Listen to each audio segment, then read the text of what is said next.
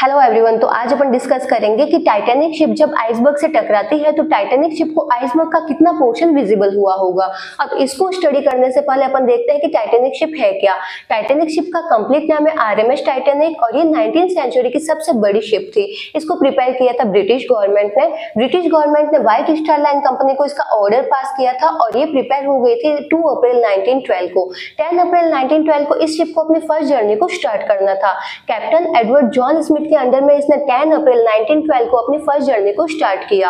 14 अप्रैल 1912 को कैप्टन को एक आइसबर्ग होने की वार्निंग मिलती है, लेकिन वो इस वार्निंग को इग्नोर करता है और शिप की स्पीड 42 किलोमीटर पर आवर को रेगुलर रखता है।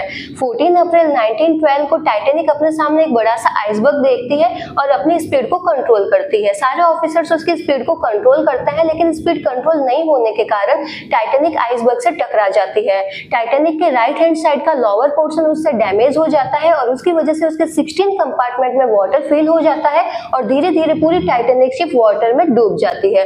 अब अपन समझते हैं कि इसके पीछे की फिजिक्स। आर्किमिडीज प्रिंसिपल के अकॉर्डिंग अगर कोई बॉडी फ्लोट होती है तो वो इक्विलिब्रियम की कंडीशन में होती है, उस पर लगने वाला नेट फोर्स क्या होता है, 0।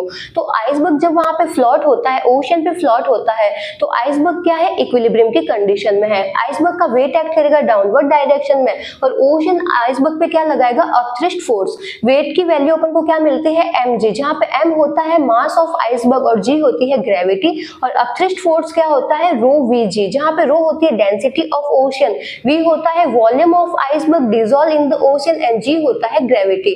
अब मास की टर्म को अपन डिफाइन करते हैं डेंसिटी इनटू वॉल्यूम में और यहाँ पे वॉल्यूम को अपन डिफाइन करेंगे एरिया इनटू हाइट में। तो अपन जब इसकी कैलकुलेशन करेंगे तो अपन को फाइनल कंक्लूजन मिलेगा, density of the ice and height of the ice equal to density of ocean and height of the iceberg dissolve in the ocean. अब यहाँ पे अपन को ओशन की डेंसिटी मिलती है 1023.6 kg पर मीटर क्यूब एंड आइस की अपन को डेंसिटी मिलती है 917 kg पर मीटर क्यूब। अब यहाँ पे अपन एज्यूम कर लेते हैं कि आइसबर्ग की लेंथ L है और आइसबर्ग का जो पोर्शन ओशन के अंदर सबमर्ज है उसकी लेंथ अपन को मिलती है x। तो यहाँ पे जब अपन इसको सॉल्व करेंगे तो अपन को इसकी लेंथ मिलती है, आइसबर्ग की लेंथ अपन को मिलती है 1023.6 और जो पोर्शन इसका अंदर सबमर्ज है उसकी लेंथ अपन को मिलती है 916।